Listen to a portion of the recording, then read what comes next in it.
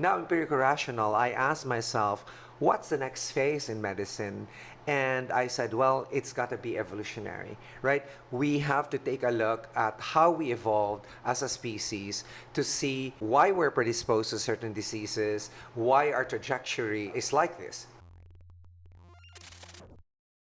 Welcome back, everyone, to the Smarter Not Harder podcast, your home to 1 cent solutions to life's $64,000 questions. This might be an SNH first. It's a round two with Dr. Ted Achacoso. You've heard him as both guest in the first episode as well as host on many other episodes. And so, who is Dr. Ted, for those of you just tuning in for the first time? Dr. Ted is the founding pioneer of Health Optimization Medicine and Practice, a 501c3 nonprofit dedicated to helping doctors and practitioners on learning how to optimize for health rather than treat disease. He's also the founder of Smarter Not Harder Inc., makers of Troscriptions. He went to med school at the age of 18. He's trained in interventional neuroradiology, toxicology, and pharmacology, and then he retrained in anti-aging medicine, nutritional medicine, and is an expert in hormone balancing. I could go through the rest of his curriculum vitae, so to speak, but that would take all day. I mean, the guy has been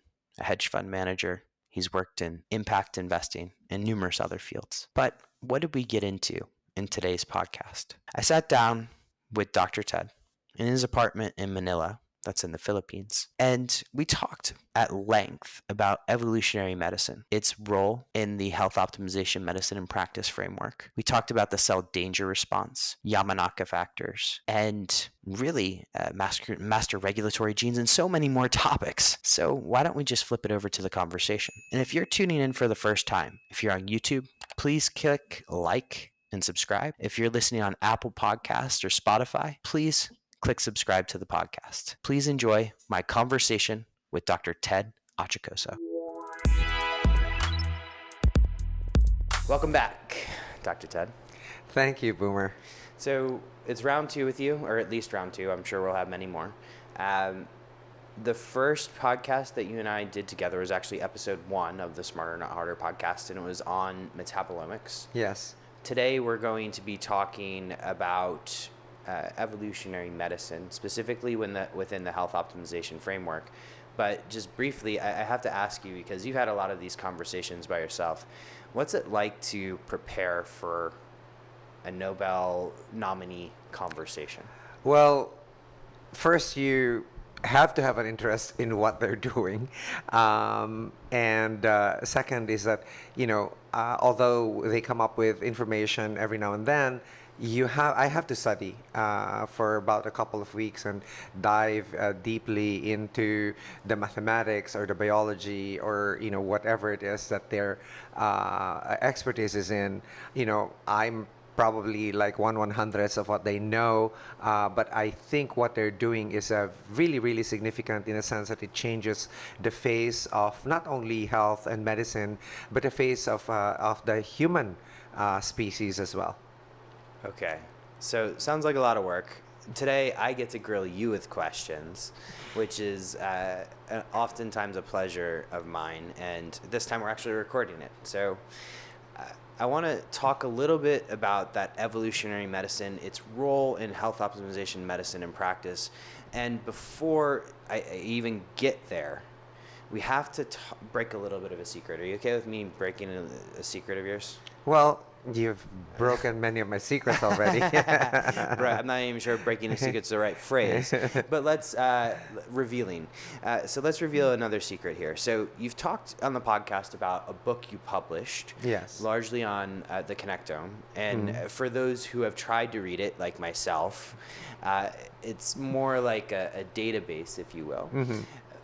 Now, you've also taken a stab at writing other books, some of which are not yet finished. Can you shed light on that for us? Yes. First, in the role of evolutionary medicine in health optimization medicine, the first part that's required to become a health optimization medicine or health optimization practitioner is a knowledge of clinical metabolomics, of course, because you have a patient or a client and you have to know the clinical part of it. But if you really want to know the infrastructure or the governing framework, if you want to continue becoming a health optimization medicine specialist or a health optimization practitioner, I suggest you go to the evolutionary medicine module, because there's where I lay out, exactly what the governing principles of the practice are. And in relation to this, I actually wrote a book, which is I finished 8 out of 10 chapters, and the publisher said, I said, a publisher asked me, "Who's your audience for this?" And I said, "Doctors." And she said, "Doctors don't read." So I promptly shelved it. But the book is called Theory of Medicine. It was taught for many years at a medical school, university in Washington, D.C. And it was taught by my mentor and I in medical informatics. Now, my mentor was the founding pioneer of medical informatics. She started the entire field. I was lucky enough to be with him. And he was teaching the theory of medicine, because any practice would have a theoretical basis. I mean, even law, which is a practice, in second year law school, they are taught the theory of law or law theory. But in medicine, we keep on saying, how's the practice, how's the clinical practice, or if you have a health practice, we have no theoretical underpinning that's being taught to us. Mm-hmm. And so I thought it was important to write that, but unfortunately the publisher said, doctors don't read, so that shut me down. However, I finished 8 of the 10 chapters, and in one of the chapters is, how did the theoretical framework for medicine evolve throughout time? And here I had to trace, first, what's the definition of a theoretical framework? And one of the things that people know about theories is a theory that's actually useful is predictive, right? Mm-hmm. So the first theoretical framework in medicine, if you look at it, is actually a magical framework, right? So like, for example, in the Philippine culture, you still encounter like a patient comes in with a urinary tract infection, right? And the grandfather would say, the kid was playing in a forest and micturated on an elf mound, and then the elf got mad because his house got wet and therefore gave him UTI, right? And there's no DMT involved in There's no DMT okay. involved. No machine elves. And so that's a magical framework. And so what is the treatment going to be? So aside from, making the child drink lots of fluids and so on, which is the practical aspect or the proximate aspect of the theory, is that you should address a child who has done harm, right? And then you should also appease the elves by offering food to the mound or putting flowers or, doing something to appease the elves. So you could see that it has a predictive quality to it on what the treatment is going to be based on what they think the source of that quote-unquote disease or condition is. Now, after the magical phase, we went into the religious phase, right? So a religious phase can easily be explained with, an example of epilepsy, for example. And in epilepsy, they say, oh, he's possessed by the devil or possessed by a spirit, and that's why he's having seizures. And in the olden days, they would do trepanation or trephination, where they would bore a hole through the skull, right? And to let the evil spirits out. And you could see again, because of the explanation of the condition, the resulting treatment was that. Then, of course, came the empirical phase, where you say, okay, a seizure is actually a hyper active focus, electrical focus in the brain, and therefore we develop all of these anti-seizure drugs, right? Especially the GABAergic drugs that shut down the hyperactive foci. And so we see now that the explanation changed the treatment, right?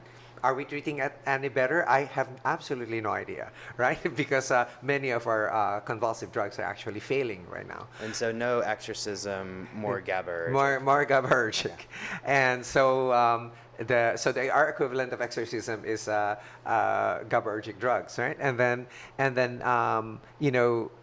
then we came to the rational phase of medicine, where and a simple example of that is this. if you ride a car and you don't put on your seat belt, and you get into an accident, the chances of you having this kind of injury is X. So that's a statistical mode of thinking. As you know, statistics is very counterintuitive to us, right? We don't have a rational mind, we have an emotional mind. And so when we get to this, now you look at cancers and cancer staging, etc. If you have stage 1 cancer, the chances of your prognosis in the next 5 years will be X. These are all statistically determined, right? Mm-hmm. There is no direct correlation. There's no direct relation with your physical body. This all have to do with numbers. But physicians forget that, right? They think that just because those are the statistics, that will be applied to your patient right away. In fact, what we encourage is that, well, okay, 95% of the time, this is some form of heart disease, and 5% of the time, this is not heart disease, right? When a patient comes in, you still don't know whether or not that patient belongs to the 5% or the 95%, right?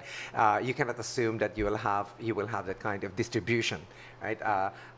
In any population. So magical, religious, empirical, rational. Right now, we are at the empirical rational phase, right, of medicine. If you take a look at any illness medicine practice out there, it's at an empirical rational framework, and we have success with it.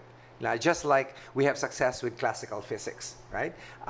Where we do approximations of things and we get things done. We're able to send men on the moon and so on. But now with the advent of quantum physics, right, it upends a lot of, basically, for example, for quantum wave theory, then suddenly the periodic table becomes totally irrelevant, right? So this is the same thing that's happening in medicine, right? So now empirical rational, I asked myself, what's the next phase in medicine? And I said, well, it's got to be evolutionary, right? We have to take a look at how we evolved as a species to see why we're predisposed to certain diseases, why our trajectory is like this, right? And we can view it from two sides. We can view it from a genetic point of view, right? And you could also view it from an environmental, sociocultural point of view, right? So in illness medicine, what we usually regard as signs and symptoms of disease, in evolutionary medicine, these are actually adaptations of the human body in order to achieve its dynamic homeostasis. The body always wants to be in balance, right? It has its own way. It evolved. Despite the fact that we think that we're in control of it, actually it does a lot of things by itself. It beats its own heart. It breathes by itself. These are not under our control.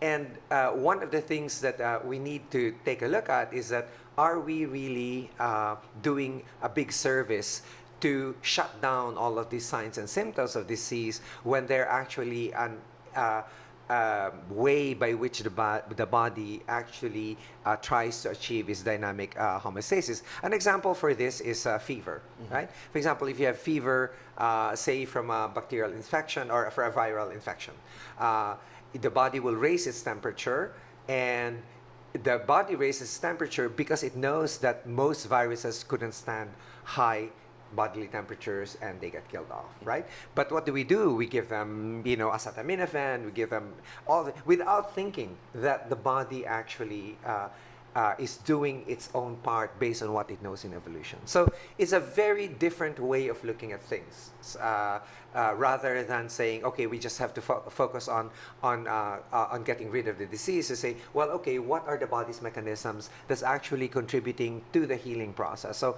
they're part of the healing process. We look at it as part of the disease process in illness medicine. So I think that's where we are evolving to.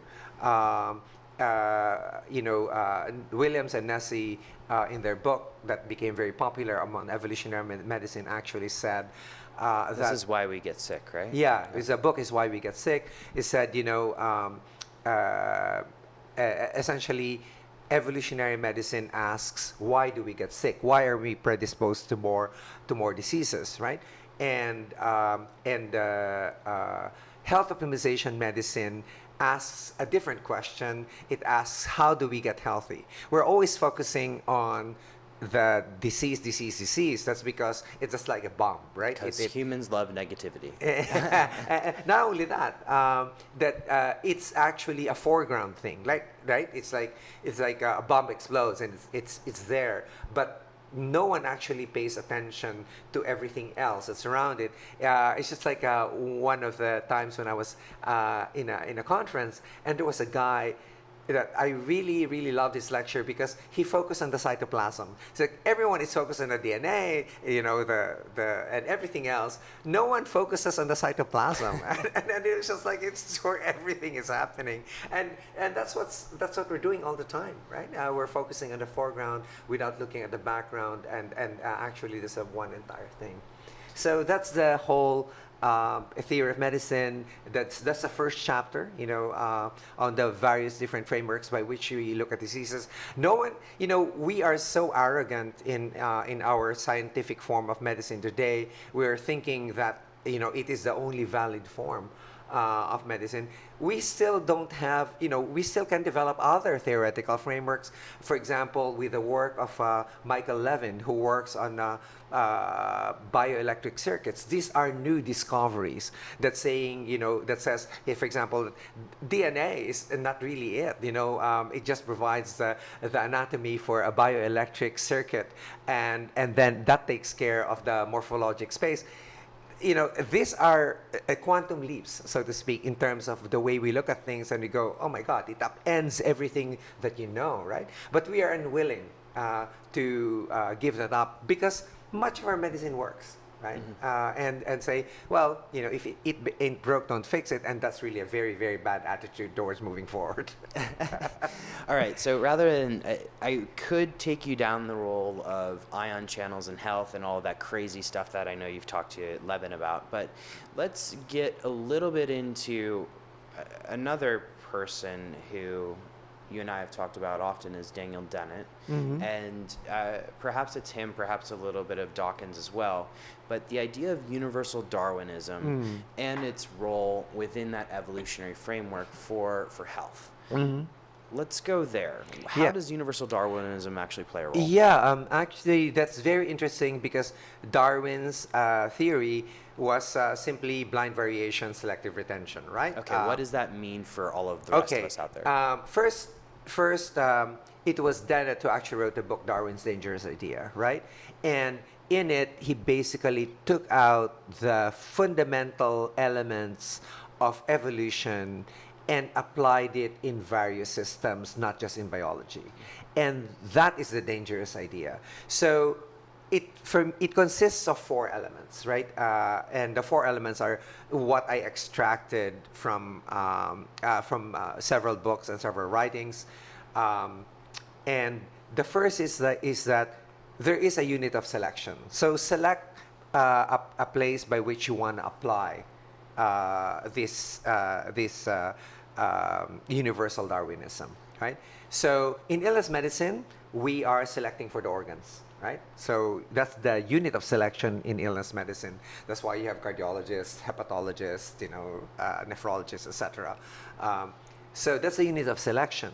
But in health optimization medicine, our unit of selection is the cell in a network, right? Or what I call the holobiont, the cell in a network. So those are different levels that you're looking at. And most of the fights that's occurring is that one is looking at one level of one unit of selection, and we're looking at a different unit of selection, not realizing that the unit of selection in health optimization medicine is the fundamental aspect, right? All of these organs are actually comprised of all of these fundamental cells, right? And with health optimization medicine and health optimization practice, I'm pushing healthcare practitioners and doctors of medicine to take a look. Go one unit of selection lower, right? And then, so the second is there's a unit of selection. And then the second is variation. So there is variation among those units, right? So, there is a variation, for example, in various types of liver function. There's anatomic variation of how many lobes it has, and so on. But there's a variation in function. There's a variation in metabolome production, and so on and so forth. And those are determined by the genes, the enzymes, the diet, and so forth. And then but in cells, there's also various variations, right? There's a fundamental cell, and then based on what they end up in the organs where they eventually end up, they end up producing special molecules like enzymes, hormones, etc., that are not produced by any other cell, but all other cells have the capacity to produce it, right? And then so there's the number one, there's a unit of selection. Number two, there is variation in the unit of selection. And then number three, there is now selection of those. There's a selection on the variants, right? The ones that are selected for, they are successful at a certain for a certain fitness function, right? And what that means is that they actually are, if you're looking at it from a biology point of view, it's actually not a survival of the fittest. It's a survival of the most stable, right? Because, for example, if you say survival of the fittest, then cancer cells will actually be the winners there because they are the ones who are surviving and reproducing. However, those who are stable and continue to survive, the body has an immune system that will snap up cancer cells all the time. I mean, we're producing cancer cells all the time. We just have immune systems that are actually surveilling our systems, right? So our bodies. So what happens there is that what is selected for are stable systems. And in physics, for those who are familiar with attractors and attractor states, these are stable within an energy minimum, right?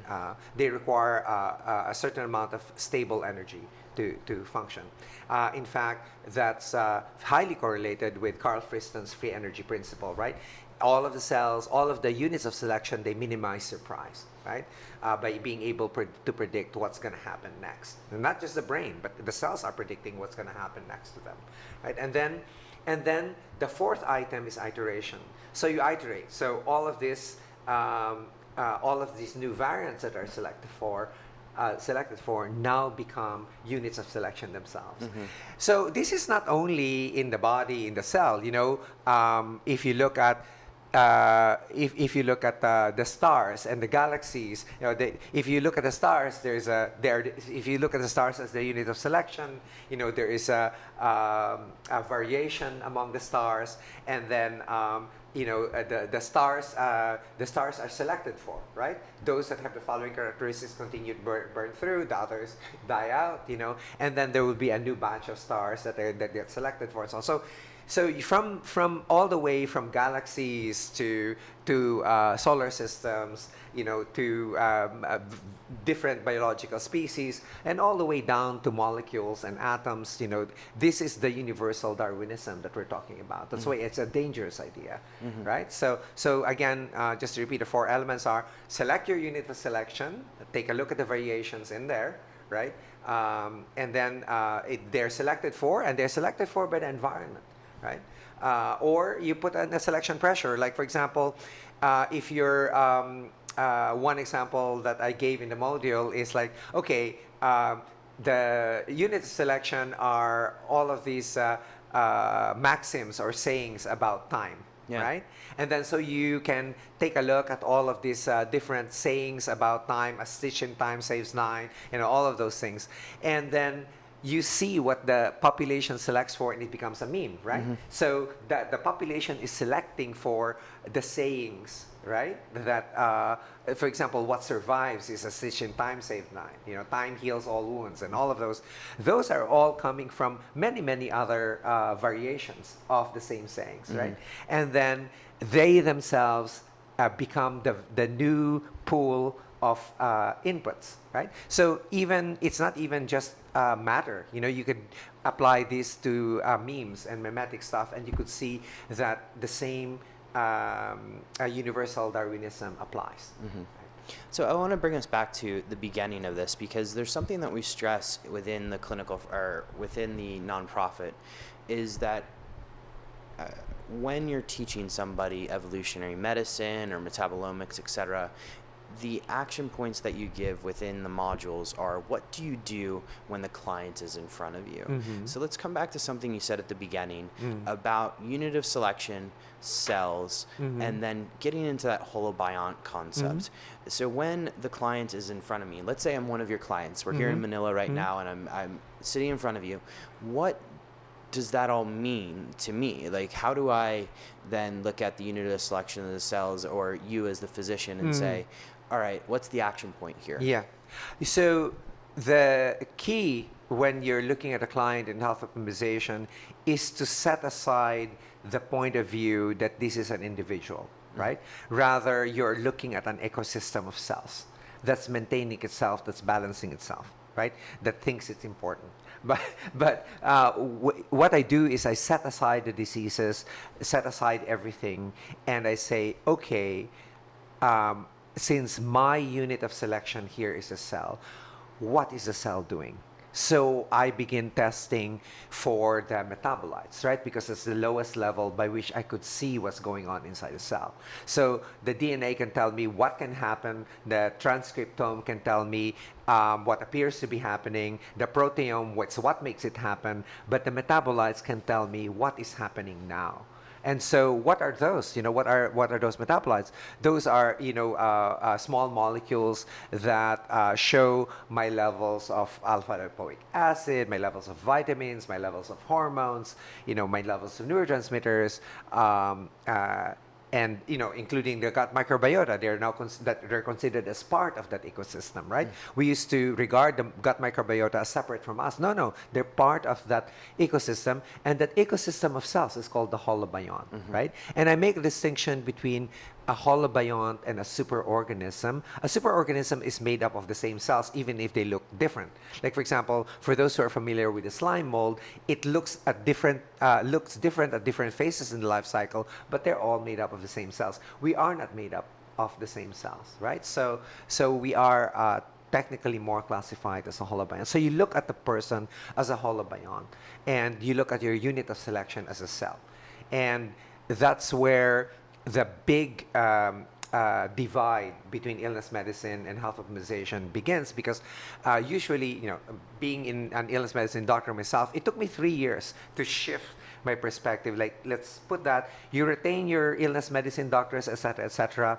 We now have the technology. I'm not faulting illness medicine doctors for not knowing about this. We didn't have the tools to explore the inside of the cells then, and they weren't even commercialized, right? Now we have commercial laboratories that can determine your metabolites for a reasonable price, right? So now that you know that the cell is actually fundamental to the lowest common denominator to all of your organs in the body, you know, why not look at what's going on? So that's what happens when you look at a patient. You're actually looking at the fundamental part. It's like, what are your basic cells doing, and build from there, right? So that's why I said always take a look at things from an evolutionary lens, because when you're seeing something like the reason why one of the things that I say is, so why do you want to take a look at metabolites? Well, for example, you're looking at toxic metabolites. You cannot see mercury poisoning in DNA. You could see it only in the metabolic profile, right? So you could see right there how the value of looking at the body as a holobiont, right, rather than looking at the body as just a series of organs and organ systems. Okay. So you touched on DNA there. Yeah. We've talked a little bit about the genome in our past episode together, where we were talking about the role of metabolomics and perhaps why metabolomics also is the discovery of this unit of selection, or using this unit of selection.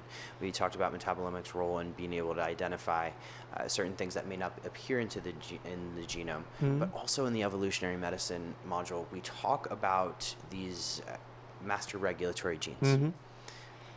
give us an overview of those master regulatory genes before we get into exactly that role it plays within health optimization medicine and Yeah, practice. okay. Before master regulatory genes, I actually would like to first identify in health optimization medicine where we're shifting. So, and then therefore we're asking why we're looking at master regulatory genes, right? So, in health optimization medicine and health optimization practice, you're actually shifting three perspectives, right? The first one we already discussed is from organology to holobiontology, patients seated in front of you.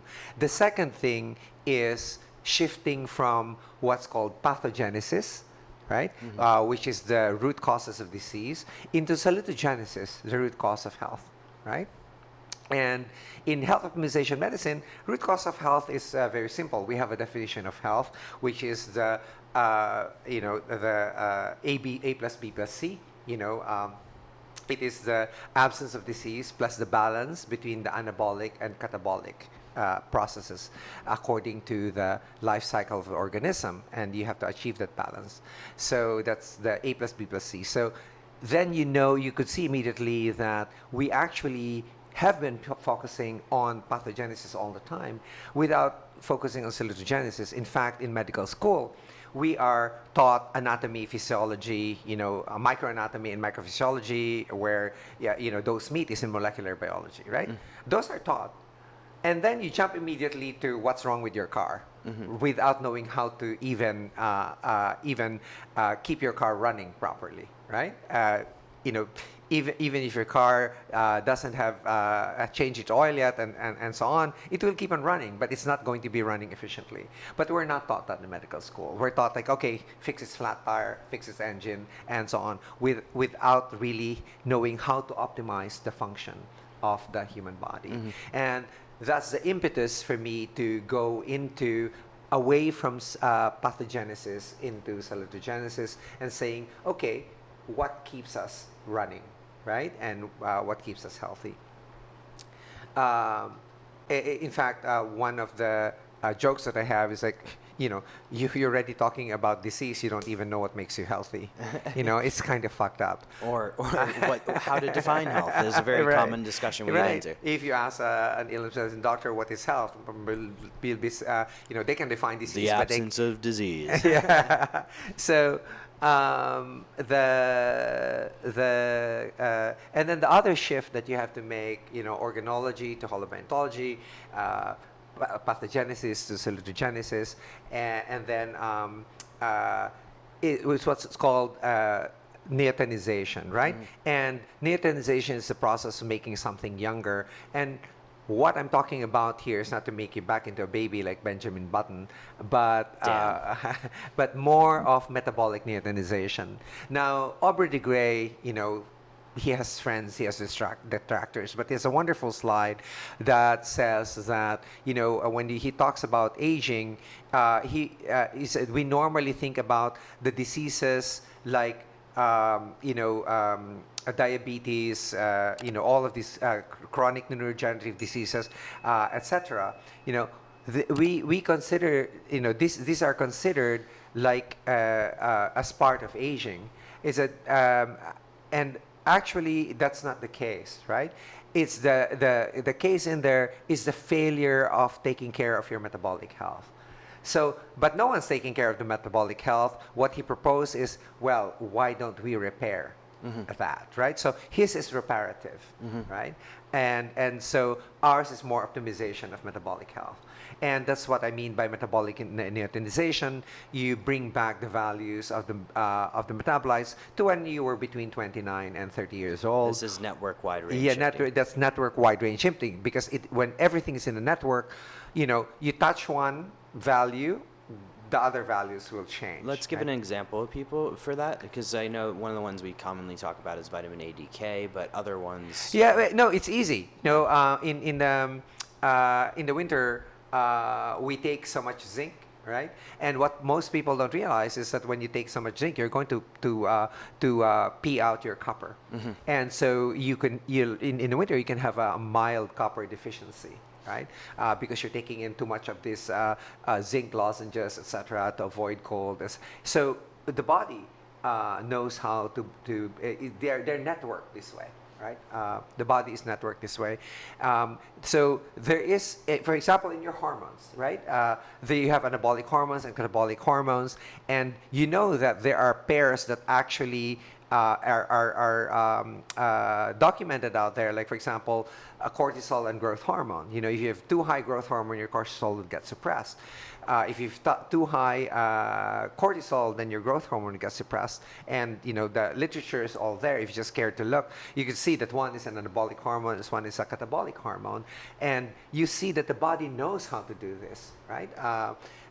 And you will notice that the body will know its way to balance. So aside from shifting your network, we also have another technique called ratio optimization, right? And an example of that will be your omega-3 fatty acids and your omega-6. They exist in a balance. So with illness medicine, doctors are now prescribing too much omega-3, right? Now patients would come to me and I'd say, my God, you know, the omega-3 and omega-6 balance has been shifted so badly that they're now more prone to more heart disease than when you don't give omega-3. So, you know, that's because you don't measure. You know, you can measure all of these things, and you can just give enough omega-3 to maintain the omega-3, omega-6 balance, right?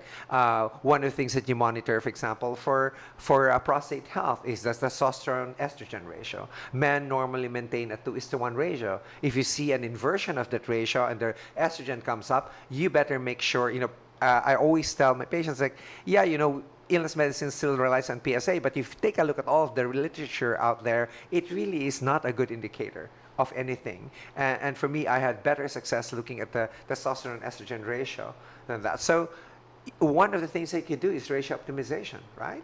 You could start decreasing, like, for example, the estrogen in males. There are many natural supplements that can do that without resorting to drugs. So, you know, these are the two main techniques that you can use. It's easy to talk about them, but there's a certain art to giving them, because these are bespoke, right? Each person has a different set of not only a different set of values, but a different set of enzymes, a different environment, and so on. Like, for example, say there's too much mercury in a person, and you say, okay, it seems to be coming from the fish that you're eating, and the person says, well, okay, you know, I've stopped eating fish, but in reality, he's still eating fish, so you're still fucked. Either way. So, right. So that's what the shifts in perspectives that are necessary. Now, to your question now of, okay, we are looking at all these shifts. So why are we looking at master regulatory genes, and why are we looking at the cell danger response, right?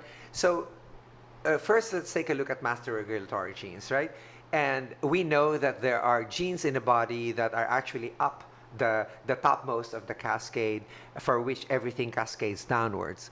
And this is something to do now with the body's way of knowing how to balance itself, right? For example, one of the master regulatory genes that bodybuilders know about, or health-conscious individuals know about, and that is beaten to death, is the AMPK, right, and the mTOR balance, right? mTOR, of course, will be the mammalian target of rapamycin. It is growth. People try to suppress mTOR, especially in cancer, right? However, that's really not the big picture.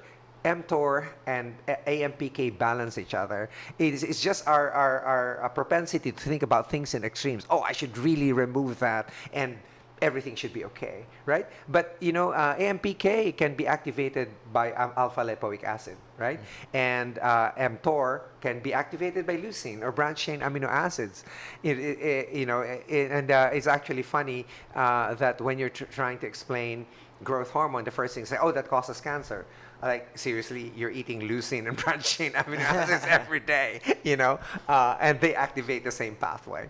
So, and you know, people can be forgiven for doing that, but the crazy insistence on these things that we know everything that's going on. We don't know everything that's going on, but what you can do is actually take a look at the balance of those things, not only in disease, right, but in health. So where does this take place? So what's interesting now is when you take a look at the cell danger response, this is how the master regulatory genes are related to that.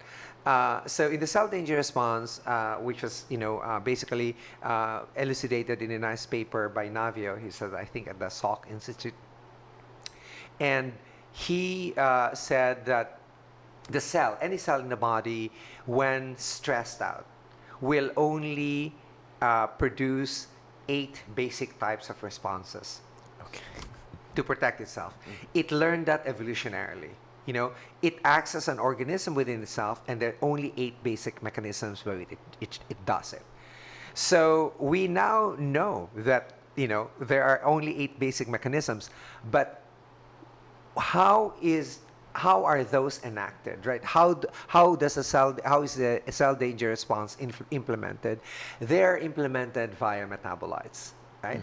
And in his paper, he shows all of the metabolites that need to be monitored, which are essentially the metabolites that we are monitoring, right? In health optimization, medicine, and practice. So people are asking me, why are we taking all of these things? And you just showed that paper. It's like, look, if you're taking a look at how cell danger response is happening in your body, this is what's happening. So what happens is that if your body is in acute stress, right, then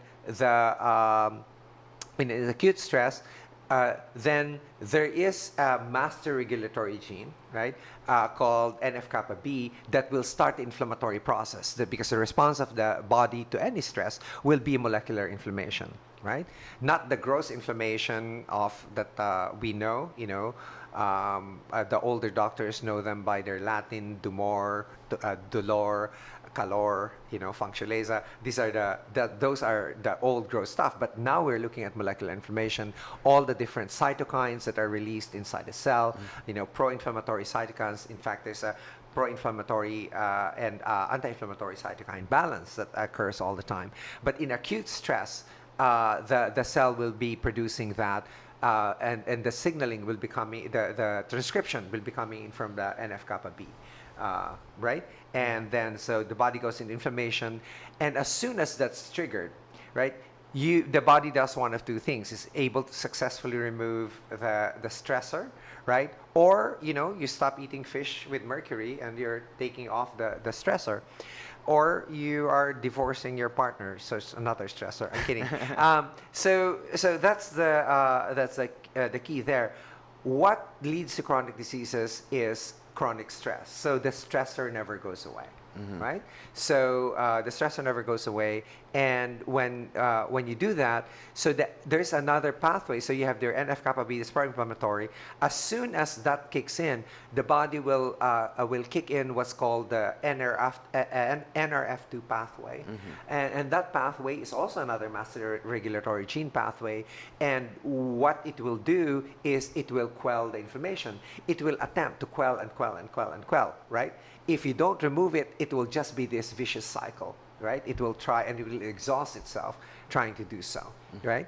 And there are 3 main families of master regulatory genes. mTOR and PK belongs to family 2, and another family 3 would be NF-kappa B and NRF2 pathway. So that's how these things are related. So when there is a role for genes, but we look at the genes in terms of the in terms of their role, in terms of their balancing. Now, what is another way of looking at this master regulatory genes? So, well, it's in the form of when you're trying to balance a person's metabolites, right? Metabolomic network. So in Navi's paper, he says, well, there is a summer metabolism, which is inflammatory, and a winter metabolism, which is anti-inflammatory, right? So, but people think of those in terms of seasons. Yeah. Now, we're in Manila right now. I was going to say, what do you do in Manila and the equator? Manila now, we're both jet lagged. And the thing is this: within the day, you have summer and winter metabolism. So when you're hungry, or preprandial, you're hungry, then you are in a winter metabolism, right?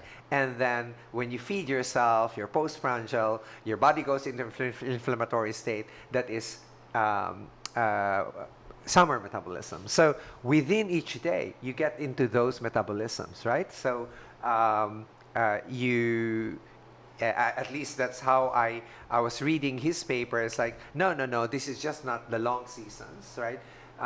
This is also like the infradian rhythm, or the ultradian rhythm.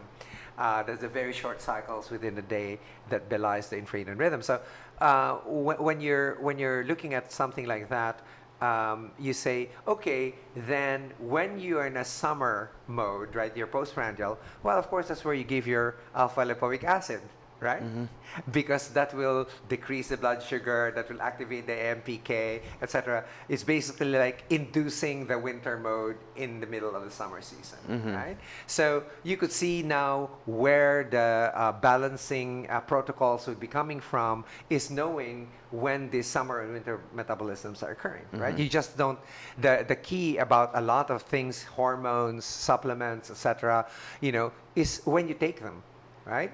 Some you have to take as soon as you wake up, some you take after a meal, some you take before you sleep, and that's why initially the difficult part is when you're doing patients or clients is that you have to follow the protocol, right? And when you follow a protocol, you have to simplify it for them, not at this particular time and this particular time and this particular time. And you've experienced this with me. We're following a jet lag protocol by which you have to take particular molecules, hormones at particular times of the day. And that's because, that's this avatar, has his own chronobiology, right? So we take a look at that. So that's the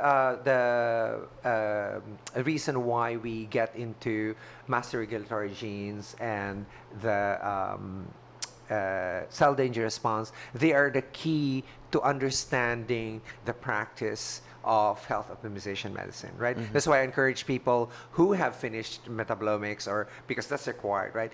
If you want to do the entire, to become a health optimization medicine expert or a health optimization practice specialist, you actually go into evolutionary medicine and you go, oh, okay, so this is how this thing is laid out, right? And then I always encourage people to go and take a look at, particular health conditions from an evolutionary lens. You would be able to reason out quite well, right, at what the body is going to do. And for this, actually, I have a story about this, because even in illness medicine, right, I was asked early on to help in the respiratory fibrosis was going on in a COVID patient, right? And I was with a group of doctors, and I recommended high dose hydrocortisone therapy, and I was immediately shut down, right? And this is why should you do that, etc. And of course, the patient died. And then a month later, the study showing of the effect of steroids, to prevent respiratory fibrosis and so on, came out. And that was the only time when that they actually gave it. But if you're reasoning by first principles, if you know why the body is producing hydrocortisone in the first place, you would know that that would be what the body would be doing in order to anti-inflame itself. It already by reasoning, when you have a cut, dermatologists would give you hydrocortisone cream in order to prevent fibrosis of the particular cut, right? Especially if you're a keloid former.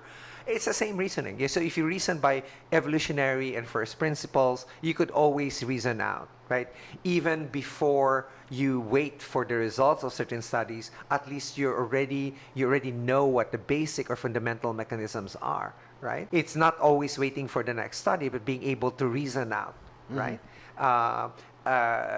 It's the same way when you're looking at, for example, certain receptors in the body. Say you're looking at the GABA receptor, which we were talking about earlier. There are, for example, particular drugs that will basically bind on to the same receptors, to the receptor or to the positive allosteric modulator sites of the GABA receptor, right? And then you can also take a look at other molecules that are available in nature that will bind to the same, right? For example, if you have a product like Valium or Xanax, right? These things would be binding to the benzodiazepine side. You have molecules out there that will give you the same action, right? They will increase the frequency of the opening of the chloride channel, right? An example of that is kava or kavain. So there are, when you're looking at this, there are many ways to skin the cat, right? You just have to take a look at the proper level. So when you're looking at it from something fundamental, you assume, already you know that these drugs are working on that particular receptor. Then if you see that these particular molecules or extracts are working on the same receptor, then you would be assuming the same action, right? All right, so I want to kind of bring things full circle here and talk a little bit about. So we've talked today about unitive selection, and within the health optimization medicine and practice framework, that is the cell.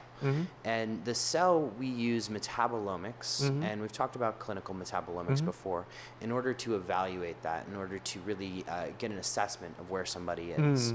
And then today we talked a little bit about that kind of anabolic and catabolic balance through which those master regulatory genes actually come into play.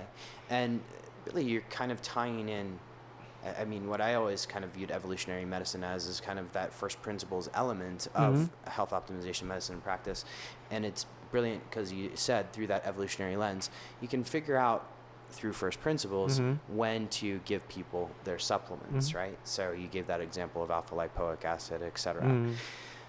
This is an incredible conversation, and I think it's one that we kind of can continue on for much longer. Dr. Ted, anything final on evolutionary medicine that we want to give people? Yes, two things. Actually, the first thing that I want to say here is that when you come to look at like a more fundamental first principles, etc., you are actually, where you end up with in most places, you'll end up in what's called redox balance, the reduction oxidation state of the cell. And you see that that's a yin-yang principle, right? Here, either oxidized or reduced. And many of the things that we're looking at are actually a result of the imbalance of the redox. And when you go one frame higher, that's when you see the inflammatory anti-inflammatory responses to the body, and you build it higher, and you see what the body's doing, right? So those evolve, right? Those evolve. The second thing that I want, especially, so I want people, not just clinicians, not just practitioners of health optimization and illness medicine doctors, to set aside the view of the body as, a separate a piece of organic robotry that's composed of organs, right?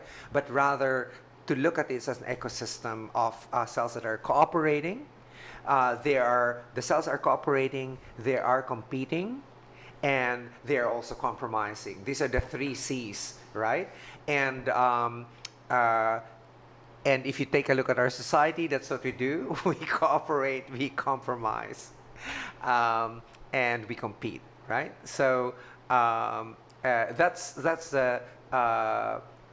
the part that I'd like people to remember is to take a look at things from first principles, right? What's really the root of what we're looking at here, and look at that. And second is to take a look at the body as a network, right? And remember and basically remember that what is being presented here, like a magical theoretical framework or religious framework or a empirical or rational framework or evolutionary framework, this is not the last word. What if we discovered a way of, say, detecting energy in the body and Quantum medicine, right? quantum medicine, right? And we're able to prove that, already Michael Levin's work says, okay, there's bioelectrical fields here that promote limb regeneration and so on. It's like, then you begin to see like, no, where we have to take a look at the various different levels, we do not have to insist that this is the only way that we can look at it. And just because it works doesn't mean that other frameworks don't work, right? It's just that when people ask me of why we're using metabolomics, oh, that particular test is not reliable, because I say, what else do you have? Yeah. Right? If you could give me another test that would be more reliable, etc., then give me that. Otherwise, stop complaining. Yeah. Use what we have right now. Like, oh, epigenetic testing of your epigenetic age. It's the best that we have. So just use it. As it evolves, go. I mean, as I said, medicine in my book, Theory of Medicine, essentially the practice is pragmatic. It's eclectic. It draws from so many disciplines, right? And it's pragmatic. That is the hallmark of a practice, right?